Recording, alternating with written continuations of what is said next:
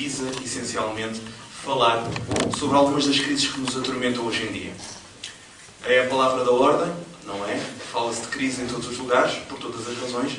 Falam-se de crises financeiras, falam-se de crises económicas, mas, associada a todas estas, existem outras crises que também, de uma forma mais ou menos subreptícia, nos vão a todos penalizando e às quais, a maior parte das vezes, não dedicamos a atenção devida, uma vez que elas nos são muito naturais, fazem parte até do nosso conteúdo cultural e social. É importante que saibamos identificar também, enquanto espíritas, todas estas questões e sabê-las integrar também no nosso dia-a-dia.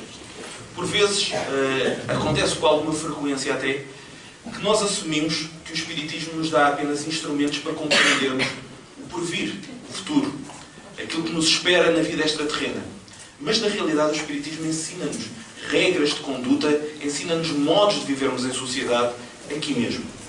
Emmanuel fala-nos disto, André Luís fala-nos disto, obviamente Leon Denis, Allan Kardec e tantos outros falaram sobre as questões essenciais relativamente ao impacto da sociedade no homem e do homem na sociedade. Uma vez que nós influenciamos o grupo, assim como o grupo nos influencia a nós. Pensarmos que isto se faz apenas num dos sentidos é uma realidade utópica, quando na realidade nós somos influenciados e somos influenciadores de todo o processo cultural e social.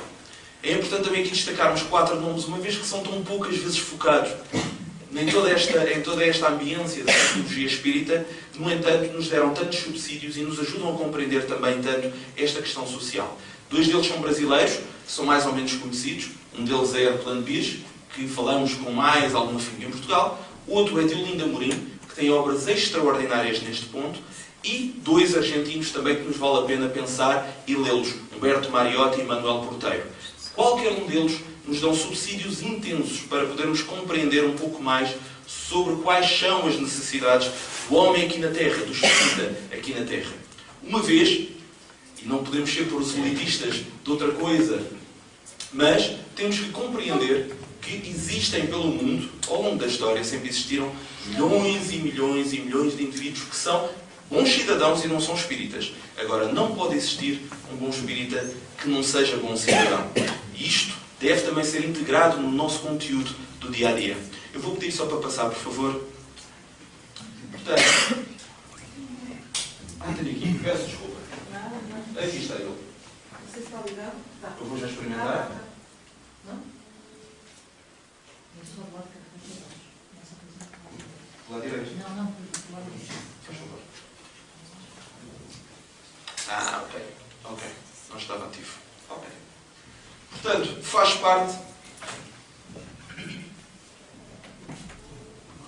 Não se preocupe. Não se preocupe. E a crise acontece em todos os lugares, até nos instrumentos informáticos. Portanto, temos de estar também habituados a isso, não é? A tecnologia também nos ajuda, mas às vezes também nos prejudica, como também vamos ver de alguma forma.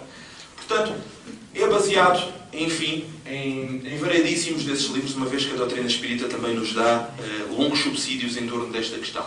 Mas é também uma abordagem pessoal. E isto também é importante que se diga no início de cada trabalho espírita. Tudo aquilo que nós apresentamos enquanto palestrantes, enquanto oradores espíritas, são sempre, de alguma forma, trabalhos feitos em torno da nossa própria subjetividade. Não tem, logicamente, que ser a opinião, a visão de todos. Mas é, no entanto, um despertar, um pedido de pensamento em torno de algumas questões. É isso que visa essencialmente este trabalho. Não vos vou ensinar absolutamente nada. Aliás, longe disso. Vou tentar pensar em convosco. Pensar em conjunto convosco para que possamos também pensar um bocadinho mais nestas coisas que nos vão alertando no dia-a-dia. E uma das primeiras coisas que eu vos queria falar, uma vez que nos tem alertado nos últimos tempos, em 11 de fevereiro de 2011, a sociedade portuguesa foi de alguma forma desperta para uma realidade que é uma realidade insistente, da qual a maior parte das vezes nós não queremos olhar, não estávamos dispostos a olhá-la, a enquadrá-la no dia-a-dia. Mas, ali num bairrozinho perto de Sintra, mais precisamente em Rio de Moro, foi encontrada uma senhora que já estava há cerca de 9 anos morta na sua casa. Há pelo menos 9 anos. Estava ela e apenas o seu cãozinho, que foram encontrados mortos.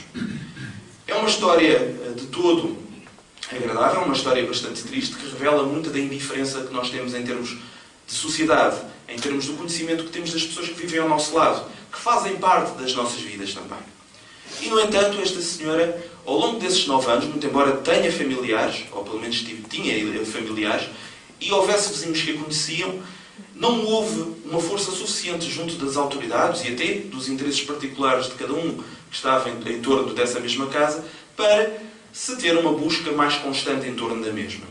Curiosamente, ao longo desses 9 anos, as reformas não foram levantadas. E todos nós sabemos que em Portugal as pessoas que já vivem de pensões são muito ricas. Portanto, não precisam de as levantar. Portanto, durante esses anos, ninguém veio em torno desta questão procurar, porque de facto esta senhora nunca mais levantou as suas pensões.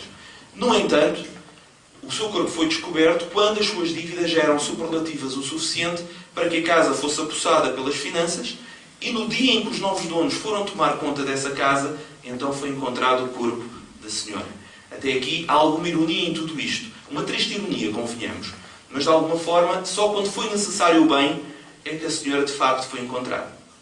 Isto abriu uma atenção muito grande em torno da comunicação social, e não só relativamente a este tema. Nos meses que se seguiram, muitos outros casos foram encontrados, não só em Portugal, mas também fora dele. E ao longo deste último ano, e agora tivemos mais uma situação, já aqui em 2012, daquelas 2 irmãs que foram encontradas também em Lisboa, vem-nos uma vez mais alertar realmente para este autismo social que nos tendo uns com os outros. Nós conhecemos as pessoas, mais ou menos. Nós sabemos que elas moram ali, nós sabemos que elas moram acolá, mas não existe verdadeiramente uma conexão entre as pessoas. Não existe uma vontade muito grande de conhecermos quem está à nossa volta. Até porque isso às vezes pode ser perigoso, elas podem precisar da nossa ajuda. E como tal, nós retemos um bocadinho o nosso impulso de falar com os outros. Isto penaliza-nos brutalmente, porque nos impede de verdadeiramente sermos empáticos com os outros. E este é um dos principais desafios dos discípulos do Cristo, dos espíritas, que é serem capazes de transformar o outro no seu próximo. Criarem com ele laços de empatia, perceber as suas necessidades, estar despertos e preparados para ajudar o seu semelhante, uma vez que nós somos seres gregários, nós vivemos em sociedade. Se nós pegarmos no Livro dos Espíritos, na sua 3ª parte, quando se lê das leis morais, existe no seu 7º capítulo a lei de sociedade, que entre as perguntas 766 e a pergunta 775 nos dão uma visão muito clara de que o homem nasceu para viver em sociedade, é um ser gregário, com inter-relações com os outros seres, que ele se estimula e aprende em sociedade, que quando se torna isolado dos outros, ele estiola e embrutece, porque não pode manifestar verdadeiramente a sua concepção divina. É um ser que tem todos os instrumentos de relação para estabelecer, então, uma ligação com os seus semelhantes, incluindo uma linguagem articulada, e, além de tudo o resto, vive, ou pelo menos deve viver, dentro do contexto da família, que é a microcélula mais importante da sociedade. Isto, por vezes, é claramente esquecido, às vezes é mal interpretado, e tantas vezes nos afasta de uma visão mais concreta sobre quem nós somos. Nós somos seres gregários, somos seres sociais que necessitamos uns dos outros e nos quais devemos, antes de mais nada, criar a noção da empatia, do amor, do respeito, para que, de facto, nos possamos unir em termos de uma sociedade mais justa e também uma sociedade mais interessada. Um outro caso que também poderíamos trazer aqui, e vamos trazê-lo, ainda que de uma forma mais rápida, e que também define um pouco a forma como estas coisas se processam, remete-nos então para o Nova Iorque. Nova Iorque em 2010, outubro de 2010. Quando um sem-abrigo guatemalteco que emigrou para os Estados Unidos em busca de trabalho, chamado Hugo Taylor Yax, passando numa das ruas do Bronx, num domingo, perto das 2 da tarde, portanto com muita gente na rua, apercebe-se que uma senhora está a ser assaltada. Assaltada ou pelo menos incomodada por um indivíduo com uma arma branca. Ele podia ter ficado no seu lugar, ter deixado que tudo aquilo acontecesse.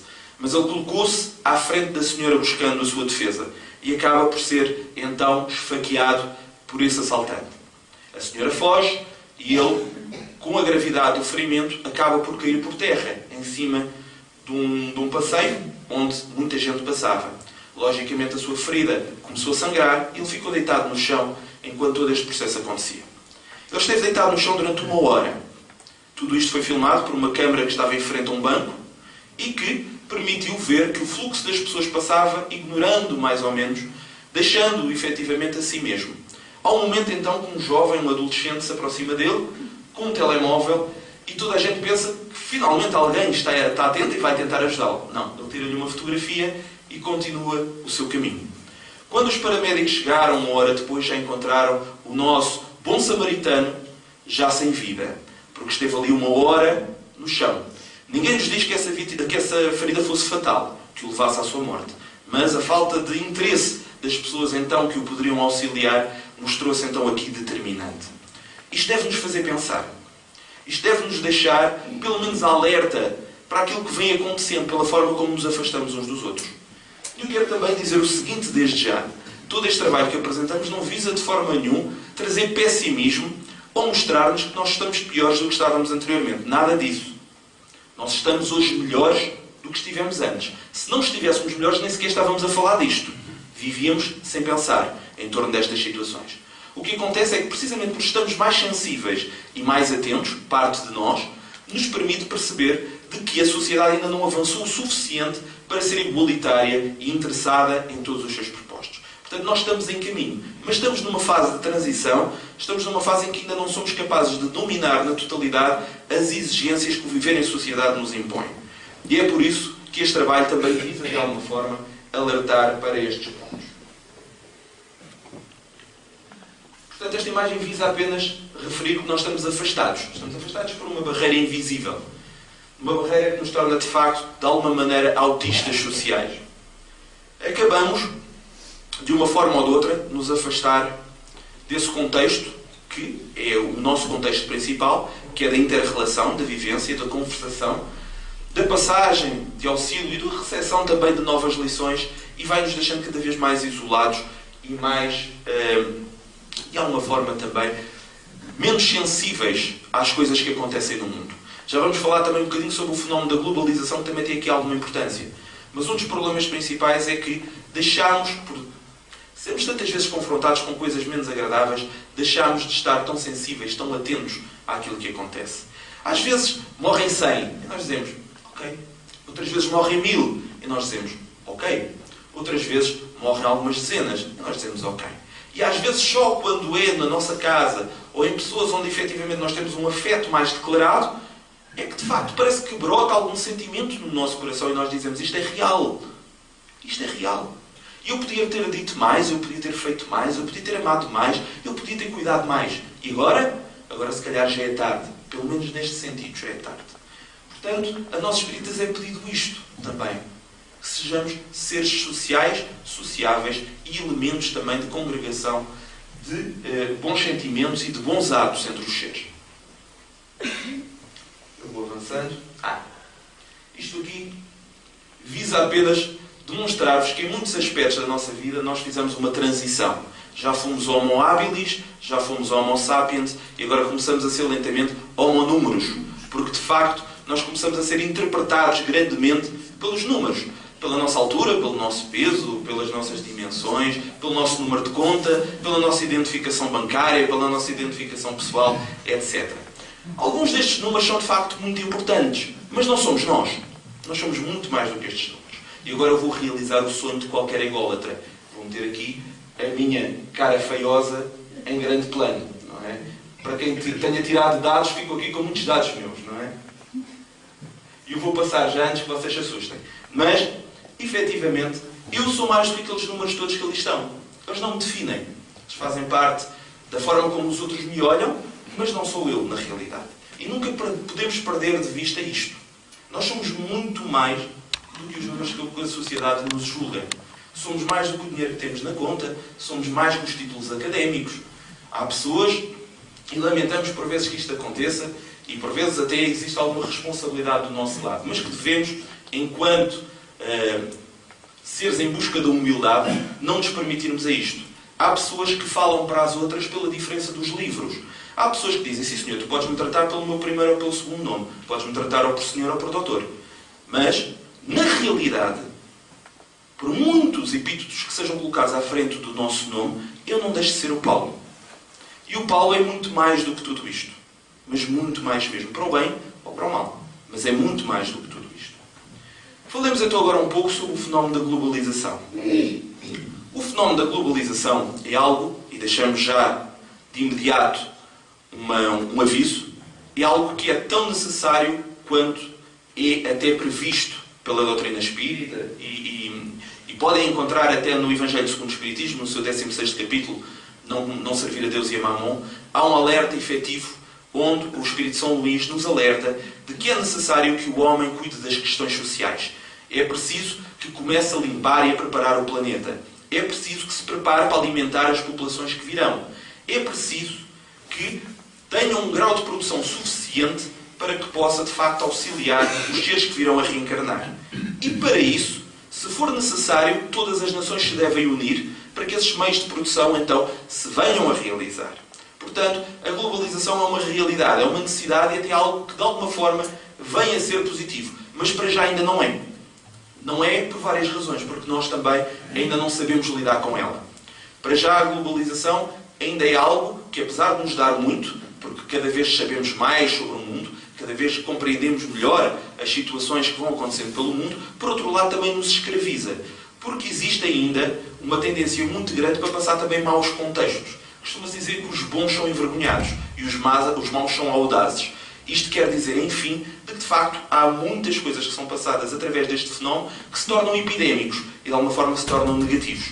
Queiramos nós que o mais cedo possível eles se tornem apenas positivos e nós saibamos passar esses contextos, então, beneficiando em tudo da globalização. A globalização não é uma coisa recente, acontece desde sempre, acontece desde as cruzadas, acontece no tempo dos descobrimentos, acontece maioritariamente depois, já no século XIX, com a Revolução Industrial, mas agora tem mais força para atuar em torno dos meios de comunicação de que, de facto, hoje em dia possuímos. No entanto, tem vindo a ser um modelo expansionista das civilizações mais industrializadas que, de alguma forma, tomam posse sobre os países mais pobres e acabam por se beneficiar mais deles do que proporcionar auxílio a eles. O próprio Kofi Annan, na altura secretário da ONU, diria que a globalização só poderia ser entendida como uma coisa positiva quando os homens, mulheres e crianças que vivam nas aldeias e nas povoações, nos lugares mais recônditos do mundo, aqueles que passam por maiores dificuldades, se possam beneficiar, assim como aqueles que vivem nos países industrializados. Até isso acontecer, a globalização ainda não cumpriu a sua principal função. Isto é algo que também nos alerta e vem ao encontro do que o Evangelho também nos diz. Portanto, neste cartoon bem-humorado, diz-nos que para a festa da globalização alguns são convidados a entrar pela porta principal e alguns outros ainda têm que ir pela porta dos fundos. Lamentavelmente, ainda é um pouco o que acontece aqui na nossa sociedade atual. Caminharemos para um modelo mais desenvolvido, mas, para já, ainda vivemos um pouco em torno disto, com a preponderância dos países mais industrializados, com mais força. Onde é que o papel do espírito aqui também é aplicado? É aplicado no sentido de passar conteúdos positivos, aproveitar este modelo absolutamente globalizador dos seres para passar aquilo que é bom, para entender aquilo que de facto é necessário entender, a forma como podemos auxiliar os outros, utilizar estes instrumentos de uma forma positiva. É com agrado que vemos que cada vez mais a internet e outros meios de facto de globalização de mensagem são utilizados pelo Espiritismo, e não só pelo Espiritismo, mas por todos aqueles que se interessam em passar o amor de uma forma a tocar os seres por todo o lado. Cada vez que surja uma mensagem negativa, é nossa obrigação também passar uma mensagem positiva. É verdade que tudo aquilo que dissemos há pouco relativamente à indiferença humana é uma realidade, mas também nunca na história do mundo houve tantas manifestações de solidariedade, nunca houve tantas instituições de solidariedade, nunca houve tanto voluntariado, e isto deve-nos dar forças para continuarmos. Apenas temos que estar alertas para o que ainda falta ser feito. E isto sim, também quero, ou pelo menos desejo, que sejam um dos pontos fundamentais daquilo que aqui passamos. Este submarino aqui colocado não é de forma nenhuma uma piada aos submarinos do nosso governo. Até porque os submarinos comprados pelo nosso governo são pequenos submarinos elétrico ou diesel, e este é um gigantesco submarino atómico, um classe Typhoon, russo, soviético, da década de 80. Está aqui por uma razão. É que é a maior plataforma de morte alguma vez construída. A União Soviética tinha 6 destes navios. cada um deles carregados com 12 ICBMs, ou seja, mísseis intercontinentais de longo alcance. E cada um destes submarinos tinha o potencial destrutivo de destruir 200 cidades. Ou seja, os 6 submarinos que a União Soviética possuía, e que estão agora a ser desarmados, tinham potencial atómico suficiente para destruir um continente inteiro. Claro que a sua contraparte norte-americana também possuía os Alabama e os Ohio, que faziam exatamente a mesma coisa. Portanto, a guerra passou a ser um jogo de computador, ao alcance do carregar de um botão, com toda a despersonalização que isso traz ao indivíduo. Há uma frase muito curiosa de von Clausewitz que diz que a barbárie era o tempo em que os homens se matavam a um. A tecnologia leva a que na atualidade se matem aos milhões. Portanto, tudo isto acaba por ter um peso também muito grande em torno da forma como vemos os seres humanos. O século XX foi o século das carnificinas. Só a Segunda Guerra Mundial levou mais de 60 milhões de almas. E tudo isto porquê? Porque o homem continua ativo na sua vontade de dominância, continua a estar atento essencialmente aos seus próprios interesses e daqueles que vestem a mesma pele que eles mesmos, o que transporta o seu nome, a sua nacionalidade. Mas isto que foi um instinto primitivo que nos acompanha desde os Evos, de desconfiar daquilo que é diferente de nós e a proteger aquilo que é próximo de nós, tem-nos levado a uma divisão brutal, a um não entendimento daquilo que é necessário, daquilo que hoje em dia nos é pedido. Há quem diga também que a questão nuclear foi aquela que impediu mais guerras ao longo dos últimos anos, uma vez que, havendo potencial atómico, há características de dissuasão, portanto, não existiriam tantas batalhas. A verdade é, no entanto, que em 1962, em 13 dias que mudaram o mundo, devem-se lembrar sob a crise dos mísseis cubanos, durante esses 13 dias a história do mundo esteve para mudar, completamente. Esteve bem perto da sua destruição. Uma vez que um boicote feito pelos norte-americanos à colocação de mísseis atómicos na ilha de Cuba levou, sabemos hoje, não sabíamos na altura, que houvesse vários submarinos com as comportas abertas para largar mísseis. E foi o esforço hercúleo, de um lado John Kennedy e do seu irmão Robert Kennedy, e do outro lado Nikita Khrushchev, que impediram efetivamente que isto avançasse. E todos nós teríamos tido um futuro diferente. Porque uma coisa aconteceu a partir da Segunda Guerra Mundial, é que nós finalmente tivemos poder suficiente para alterar a história do mundo para sempre, para a destruirmos para todas as gerações vindouras.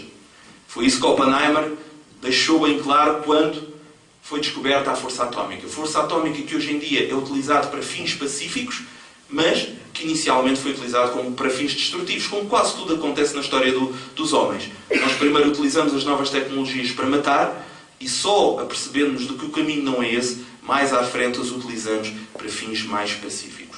Mas, no entanto, foi isto que aconteceu e é isto que tem vindo a acontecer. No entanto, as guerras estão aí desde sempre. Basta vermos que as primeiras cruzadas, quando o Papa Urbano II, em 1096, declarou que os cristãos poderiam matar os muçulmanos, e isso seria não um caminho mau, mas um caminho bom, nós estávamos a criar cada vez laços que nos afastavam mais uns dos outros. É tempo de abandonarmos estas visões que nos quebram, que nos deixam inconstantes, que não observamos o nosso semelhante. Estas guerras globais de que eu vos falei são apenas a manifestação coletiva daquilo que nos vai na alma individualmente. Todos nós estamos em guerra todos os dias, infelizmente. Todos nós compramos guerras, todos nós estabelecemos guerras, todos nós, de alguma forma, nos afastamos do nosso semelhante por questões que dizem apenas respeito ao nosso personalismo, à nossa vontade de sermos dominantes. É ainda algo é uma mistura de algo que é animalizado em nós, que tem a ver com a ritualística e com a preponderância da territorialidade, mas que então vem-se juntar a uma coisa que não tem nada de animal, e não vamos culpar a animalidade disso, que é muito pior, que é a perversidade. A perversidade não é animal, a perversidade é humana e surge nos primeiros estágios da evolução humana. Essa perversidade acaba por nos tornar, de alguma forma, algozes uns dos outros. Portanto, se pudermos evitar a conflitualidade com o nosso semelhante, ela deve acontecer primeiro no nosso mundo íntimo, para que evitarmos que ela se venha a expandir e a tornar-se coletiva. E quando os seres pensam de forma coletiva, a psicologia de grupos começa a tomar parte e cada vez é mais difícil despoltar essa bomba enorme que se vai formando. Portanto, a pacificação começa no indivíduo, antes que chegue às sociedades, às coletividades. Avançando mais um pouco, o houve um homem que disse: neste momento a nossa tecnologia supera em muito a nossa humanidade. Alguém sabe quem disse isto? Foi Albert Einstein.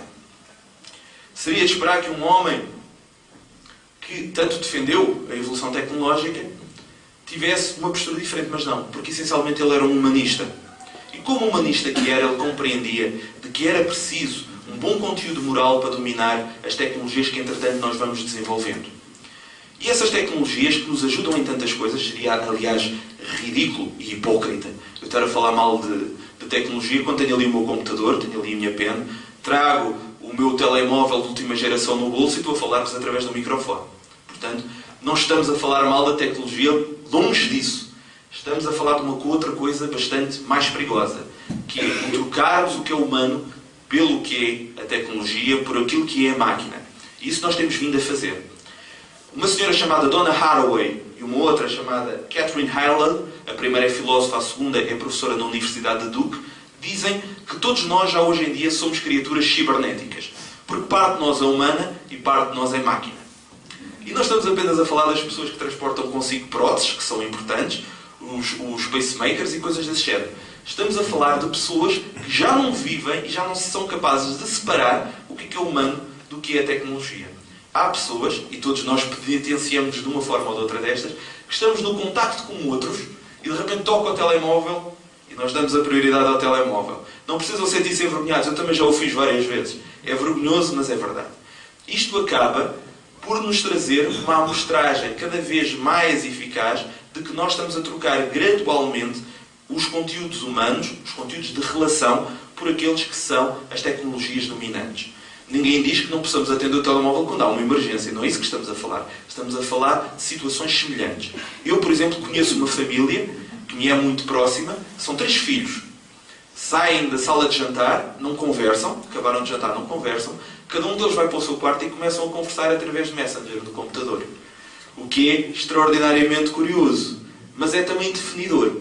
Por vezes, estar a falar atrás de um teclado demonstra menos de nós do que estarmos a falar uns em frente aos outros. E nós temos uma dificuldade enorme em deixarmos cair as nossas barreiras e mostrar a nossa emoção. E como tal, é mais fácil escondido atrás de um teclado. Há namorados que saem um ao pé do outro sem dizerem eu amo-te e depois vão para o Messenger e começam a trocar mensagens de amor. Isto também é divulgado, isto é falado. Porque não se sentem tão ridículos. Porque de alguma forma acham que a emoção, que o contacto humano é ridículo. Vejam onde é que nós chegamos, não é? Antigamente não havia estas possibilidades. Haviam outras, naturalmente. Isto não nasceu agora. Mas é assustador que por vezes troquemos o contacto humano pelo contacto mais frio da tecnologia. Saibamos integrar a tecnologia na nossa vida e não incluir a nossa vida na tecnologia. São parâmetros bastante diferentes. E isto também era uma forma importante. Estou a tentar acelerar o máximo que posso. Portanto, leva-nos por vezes a isto. Help! Estou num mundo de tecnologia e não sei o que é de fazer. Nessa altura vale a pena parar, pensar, meditar e descobrirmos quem nós somos na realidade. E descobrirmos que ela está lá para nos auxiliar. Ela não está lá para nos dominar. Não é? Portanto, saibamos utilizar as coisas no seu justo modo. Ups, porque isto é um salto fundamental. Não é um salto qualitativo, é um salto negativo. Alguém se lembra de quem é este senhor? Eu não quero o nome do ator. O nome do ator é fácil, não é? Quem é esta personagem? Alguém se lembra disto? Gordon Gekko, do filme Wall Street. Esta figura foi emblemática nos anos 80 porque era a representação, era o estereótipo do yuppie, do go-go boy que olhava apenas ao valor do dinheiro, que não se preocupava em destruir as vidas ao longo do caminho. Era aquele indivíduo que era capaz de assumir todas as coisas em torno apenas e só da proliferação do seu bem material. Curiosamente, esta figura do yuppie ligada aqui a Gordon Gekko dá-nos uma ideia mais global naquilo que está na base do que nós hoje chamamos da tal crise financeira e económica, não é? Que já é a maior dos últimos 80 anos, muito superior à queda da Bolsa em 1929. E tudo isto, eu não sou economista, longe disso, mas a economia comportamentalista tem muito a ver com a psicologia. São os psicólogos que normalmente estudam em torno desta situação. E de alguma forma há parâmetros que são essenciais para compreendermos tudo isto. Os especialistas dizem que desde a altura da bolha da informática, quando de facto a informática trouxe fortunas aos criadores das empresas .com, falamos essencialmente do período que vai de 1995 a 2000, houve uma quebra muito grande em termos dos indicadores económicos, especialmente do Nasdaq. E, a partir daí, surge uma nova bolha, que neste caso é a bolha imobiliária, que começa então aí em 2001 e vem até 2007, onde, a partir dessa altura, nos Estados Unidos deixa de existir uma regulação. Uma regulação que até então tinha estabelecido valores máximos e mínimos para a compra de imóveis. A partir daí começou a especulação, começaram os mercados mais livres, aquilo que nós hoje chamamos o neoliberalismo. E então, estes mercados cada vez mais atuantes começaram a levar a grandes flutuações. A partir de 2001, sensivelmente, começou a existir cada vez mais a utilização do subprime, aquela palavra estranha que aparece constantemente nos noticiários. O subprime não é mais do que um crédito imobiliário hipotecário de alto risco oferecido àqueles que não tinham condições suficientes para entrarem num crédito normal. Portanto, havia o que se chamavam créditos ninja, ou seja, dados a pessoas que não tinham nem bens, nem emprego, nem possibilidades de pagamento. Portanto, à partida o banco sabia que estava a arriscar muito, mas de alguma forma, como o mercado imobiliário vinha sempre em subida, não havia aqui grandes riscos. Isto jogava com duas coisas. Primeiro, com a ganância e com a vontade de nós termos mais do que o nosso vizinho, porque até a publicidade de alguma forma é feita desta forma, como também levava as instituições a buscarem apenas o lucro. Ora, as coisas correram mal. Correram mal, as pessoas começaram a perder os seus empregos, começaram a ter dificuldades de pagamento e que começaram a criar um termo muito feio que é a inadimplência, ou seja, a não capacidade de pagar os seus compromissos. As pessoas começaram a devolver as casas aos bancos, os bancos não precisavam das casas para nada porque havia muitas e ninguém as queria comprar, levou à queda então de duas grandes instituições, o Lehman Brothers, que era o maior banco de investimentos nos Estados Unidos, e a seguradora AIG. A partir daí, como nós vivemos num mundo globalizado, a seguir chega a Europa, a Islândia, etc, etc, etc, e estamos então já de uma forma muito aberta numa crise económico-financeira brutal. Porquê? A culpa é de quem? De todos nós. A culpa é de todos nós, de uma forma global e assertiva. Isto vai levar então a que, hoje em dia, Portugal seja mais um desses países a passar por seríssimas dificuldades e onde existe uma média de devolução de 19 casas por dia ao banco. O que é absolutamente absurdo e onde as pessoas já estão com pelo menos 600 mil lugares já em queda, portanto já há 600 mil desempregados em Portugal. Tudo isto não surge do nada, tudo isto não acontece apenas por meras transações económicas. Como dissemos, não somos economistas, mas tem muito a ver com as decisões que tomamos, com a forma que estamos na vida. Em termos ocidentais, nós temos vivido um modelo que é filosófico e económico, que vem um bocadinho ao encontro do que um senhor chamado Adam Smith disse há uns bons séculos atrás, um economista e filósofo escocês, que nos dizia que havia uma mão invisível a controlar os mercados, ou seja, aquilo que cada indivíduo fazia de melhor para ele vinha a beneficiar o grupo. E como tal, nós devíamos lutar pelos nossos interesses, pensando em nós mesmos, e o grupo, de alguma forma, as coisas iam se endireitando e o grupo era o principal beneficiário. Isto levou então a esta questão do neoliberalismo que falávamos há pouco e do qual nós ainda vivemos frequentemente. No entanto, em 1994, um senhor chamado John Nash, por acaso esquizofrénico, eu penso que de vez em quando as coisas que surgem de corretas ou pelo menos de inovadoras no mundo surgem daqueles que são considerados de alguma forma loucos ou esquizofrénicos, mas ele em 1994 ganha o prémio das Ciências Económicas em homenagem a Alfred Nobel por uma coisa que se chama o equilibrium. E ele vem a provar, ao contrário do que Adam Smith dizia, de que o homem, a maior parte das vezes, erra quando pensa apenas em si mesmo. Que é muito mais importante, mesmo em modelos matemáticos, na teoria dos jogos, que o indivíduo deve essencialmente pensar no grupo antes de pensar em si mesmo. Porque quando pensa em si mesmo, bloqueia caminhos. E outros pensam em si mesmos e continuam a bloquear caminhos. E leva a uma competição predatória, que é o material humano que tem vindo a levar o homem a este lugar. Mas, se ele pensar nas necessidades dos outros, pensar em termos do grupo, ele acabará por ser o primeiro beneficiado também de toda esta situação, uma vez que o todo ajuda na soma das partes, porque é muito maior do que ele. Este modelo ainda não é utilizado na totalidade, mas virá a ser utilizado e com certeza que virá também ajudar-nos na modificação das coisas. Agora, o que é que tem o Adam Smith e o que é que tem a ver o John Nash com a doutrina espírita? Parece que nada, não é? Mas tem muito. Porque se nós lermos o livro Emmanuel, do autor espiritual Emmanuel, através da mediunidade abençoada de Francisco Cândido Xavier, Já ele avisava então que o mundo precisava de um novo modelo e de uma nova justiça económica. Porque, sem isso, o mundo não conseguiria avançar. E diz ele em termos ao mesmo tempo poéticos, mas também de grande alerta.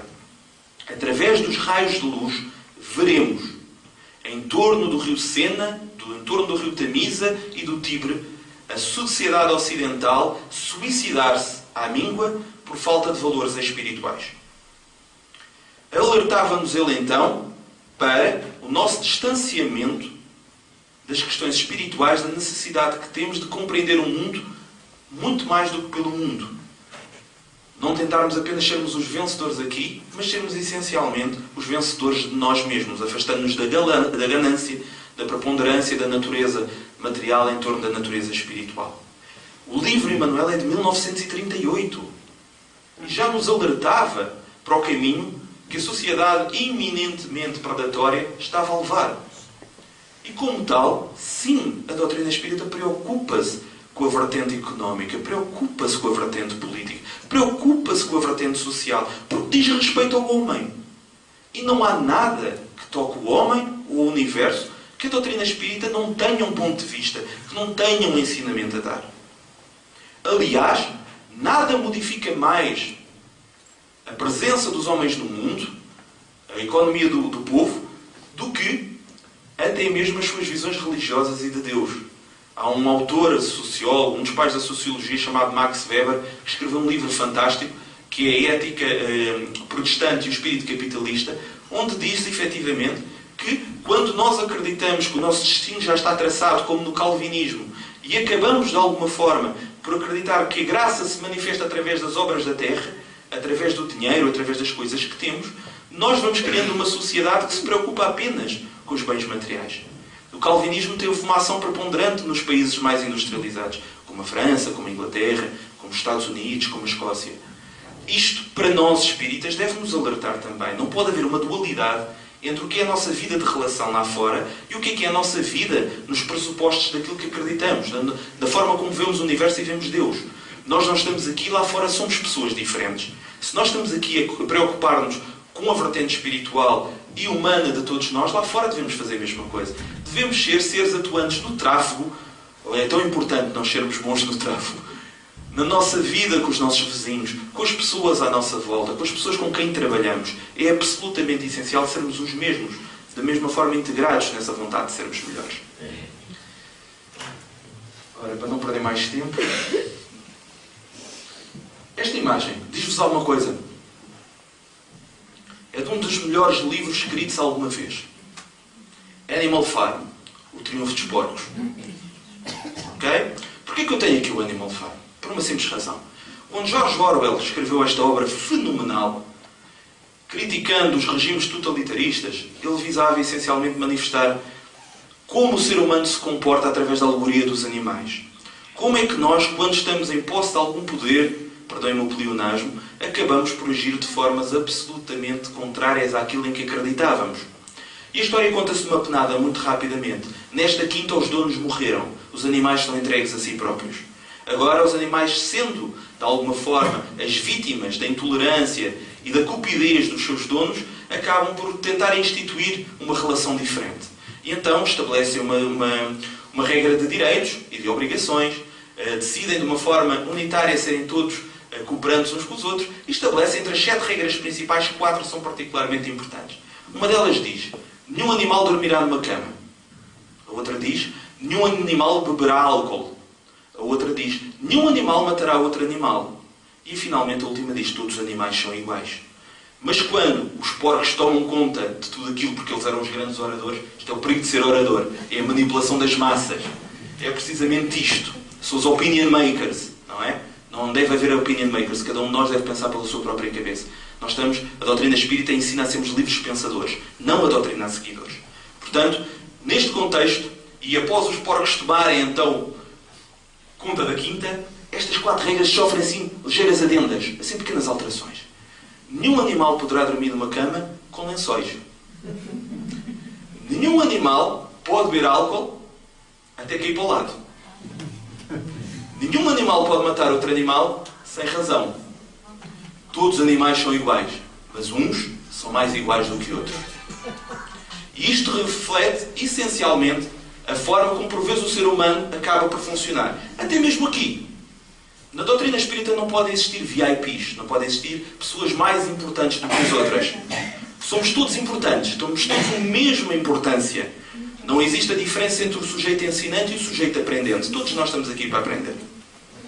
Eu aprendo tanto com as pessoas que estão aí como elas, espero eu, que de alguma forma pensem relativamente às coisas que eu lhes estou a dizer.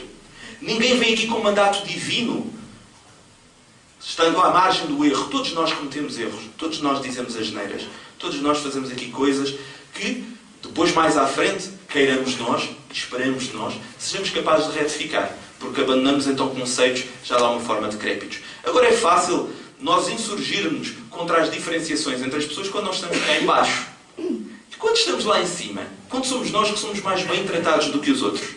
É aí, efetivamente, que a nossa consciência deve atuar. É aí que nós devemos perceber que os nossos direitos não são mais do que os dos nossos irmãos. Os nossos deveres são pelo menos tão grandes. Porque todos nós somos rápidos a esgrimir os nossos direitos. Mas somos tão relapsos a sermos capazes de admitir os nossos deveres. E isto deve também, de alguma forma, estar presente em nós. Portanto, há quem pense que a Terra está por vento. Eu acho que não. Eu acho que não. Outro fator que também devemos, enquanto espíritas, estar muito atentos, e como cidadãos muito mais também, como é evidente, é na questão da forma como tratamos o nosso belo planeta. Ser um ser solidário, ser um ser preocupado, diz respeito também àquilo que está à nossa volta. Nós, nos últimos 100 anos, consumimos mais recursos do que nos passados 300. Nos próximos 30 anos, o bem mais difícil de encontrar na Terra vai ser água. Guerras estalam, têm vindo a estalar e estalarão ainda mais no futuro em torno da exiguidade da água. Mas nós continuamos a pensar, na maior parte dos casos, no nosso próprio umbigo. Nós abrimos a torneira porque a água jorra. Nós metemos combustível no carro porque ele existe na bomba. Mas raramente paramos para pensar de onde tudo isto surge. Consumimos papel como se não houvesse amanhã. Fazemos as coisas todas que necessitamos fazer. Abatemos árvores, dizimamos espécies animais, arruinamos as águas. Porquê? Porque somos nós a única geração aqui, não é? Não virá nenhuma geração depois de nós. O problema de muita gente é que pensa que os recursos são inesgotáveis e a nossa vida é esgotável. Quando nós pensamos que só existe uma vida, eu posso consumir tudo, não é? Porque os recursos são inesgotáveis e a minha vida é esgotável, portanto eu não vou precisar de mais nada.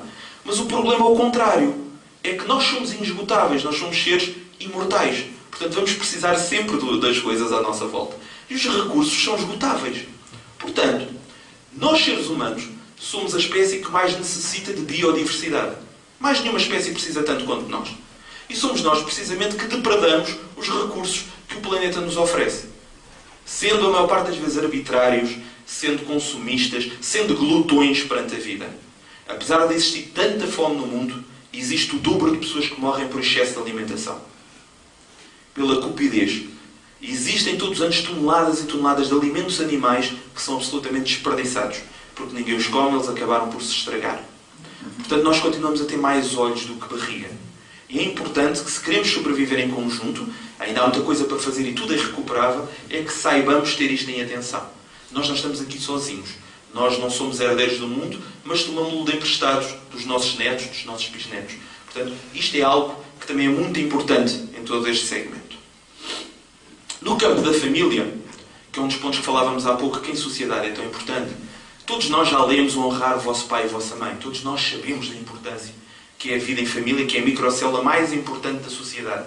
Ou nós aprendemos os fatores culturais, ou nós trocamos amor, ou nós, em termos reencarnatórios, nos encontramos com seres muito próximos de nós, uns para retificarmos, outros para solidificarmos melhor e mais os nossos laços de amor. Mas, enquanto em muitas famílias são passados conceitos de amor, de respeito, de individualidade, de autonomia, noutras famílias são passados conceitos tóxicos. Dependência, culpa. E isto tem também, nesta sociedade cada vez mais hedonista, a trazer o seu peso específico. Há pessoas em família que se tratam como se estivessem em frente ao seu pior inimigo, sem se aperceberem disso. Porque lhes estão constantemente a criar vínculos de culpa, porque lhes estão a passar a toxicidade de relações, Porque efetivamente não se apercebem de que amar verdadeiramente é também compreender, é libertar e é perdoar a si mesmo e aos outros. Não é? Há um livro fantástico, que não é espírita, mas que eu aconselho a toda a gente, chama-se Pais Tóxicos, que é de uma psicóloga chamada Susan Forward e de um jornalista chamado Craig Buck, onde mostra efetivamente que estas trocas tóxicas ficam connosco até ao final da vida, a maior parte das vezes, nas nossas relações com outros seres, no nosso trabalho, acabamos por tornar-nos dependentes, queremos agradar a toda a gente, e isto abre-nos espaço para muito, muito, muito erro. É importante que nas famílias também saibamos nos amar uns aos outros, pais, filhos, irmãos com irmãs, saibamos compreender as personalidades uns dos outros, porque isso acaba por ser fundamental. Depois, há também que terem atenção que, e ainda há pouco falávamos entre amigos, que há tanta gente que está em cursos que não queria estar, há tanta gente que faz coisas que não gostaria de fazer, por vezes porque são impulsionados, são de alguma forma até coibidos a escolherem coisas que não lhes dizem minimamente respeito ao coração. Temos também que saber lidar com estas coisas. Não podemos conceber apenas que toda a gente deve ir para os trabalhos mais bem remunerados, porque às vezes a falta de vocação é terrível e leva também a grandes decisões na família. Outra questão que eu também gostaria de pensassem é que não nos deixemos, enquanto espíritas, lidar, ou pelo menos de alguma forma, incluir entre aqueles que escolhem os amigos através da posição social. Isso é uma coisa que nos macula a todos enquanto sociedade. Eu coloco aqui apenas um exemplo. Jesus Cristo não tinha nada em termos monetários. Vivia em casa dos pais. Não tinha um emprego de jeito. Estava constantemente rodeado de prostitutas, de ladrões, de pessoas que eram vistas de mal forma perante a sociedade, e ele próprio dizia coisas que eram consideradas absolutamente lunáticas. Provavelmente, se Jesus Cristo estivesse aqui entre nós, grande parte dos pais não iam deixar os seus filhos estar junto dele. E ele provavelmente nunca se iria conseguir casar. Vivia em casa dos pais com 33 anos, por amor de Deus, não é? Não tinha relógios de ouro e de prata no pulso. Não tinha um carro alemão, por amor de Deus. Agora, era o ser mais puro, e foi o ser mais puro, mais evoluído, que alguma vez pisou a Terra. O nosso mestre, o governador do planeta Terra. Enquanto virmos as pessoas através deste espectro, dificilmente veremos o que de verdadeiramente importante existe nas pessoas à nossa volta. Isto, para nós espíritas, não é adiável. É uma obrigação. Tenho aqui os Simpsons só para falar um bocadinho também da forma como as sociedades às vezes se comunicam internamente. E parte da comunicação interna que nós fazemos é através da televisão, dos jornais, etc. Queria apenas vos chamar a atenção para um ponto. Já repararam que cada vez mais os programas de entretenimento, aqueles que envolvem mais a comédia, viram-se para a comédia pessoal, para a crítica direta das pessoas? Há pessoas que estão em programas de televisão a ganhar dinheiro para falar sobre a vida dos outros. Não sobre as coisas importantes da vida, mas o que elas vestiram. O que é que elas disseram? Em que filmes estiveram e as barracas que deram? Isto é absolutamente impressionante, não é? E enquanto nós formos alimentadores desta realidade, estamos uma vez mais a voltar as costas aos valores essenciais da vida. Porque um dos problemas que nós temos é maledicência. É a forma como nos vemos uns aos outros, as coisas de mal que dizemos uns aos outros. O mau uso da faculdade da linguagem, que em vez de ser utilizado para retificar, para ajudar, para ensinar, é utilizado para a crítica gratuita. Isto, nós também não podemos, de forma alguma, sermos criadores de tudo isto. Outro ponto é o desporto. Faltam 10 minutos? Assustei-me agora. Pronto. O desporto é outro ponto. O desporto foi uma das mais nobres intenções humanas para a socialização, para cuidar do corpo, para manifestarmos pontos positivos da vida.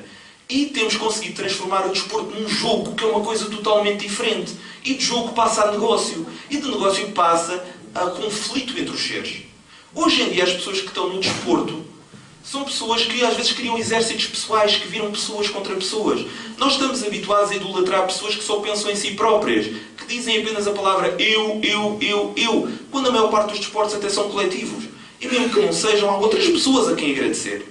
Mas pensam em si próprios e são considerados vencedores, porque são arrogantes. E nós confundimos a valorização pessoal, nós confundimos de alguma forma o amor próprio com a arrogância, com a cupidez, o que também não ajuda nada. O desporto é de tal forma importante que em 1969, falamos agora neste caso do desporto rei aqui para nós europeus, em 1969 deu-se um conflito armado por causa do futebol, não sei se sabem. entre El Salvador e as Honduras, que estiveram em conflito durante 4 dias, a chamada Guerra das 100 Horas, que aconteceu precisamente no apuramento para a Copa de 1970, onde houve tanto conflito, tantos assassinatos entre as torcidas, desculpem a expressão brasileira, mas entre as claques dos dois países, que as relações diplomáticas foram cortadas e houve 4 dias de conflitos armados, onde morreram 2.500 pessoas. E que só foi travado pela atuação da OEA, a Organização dos Estados Americanos. Tiveram que estar lá de capacetes azuis, por assim dizer, para evitar que esta situação continuasse. Nós aqui em Portugal não tivemos esta guerra das 4 horas, mas temos gente a incendiar o norte contra o sul. Temos pessoas a dizer que o vermelho é incompatível com o verde, ou com o azul. E tudo isto é um disparate tão grande. E atenção, eu fui desportista de alta competição, portanto eu não tenho nada contra o desporto. Eu adoro o desporto. E é precisamente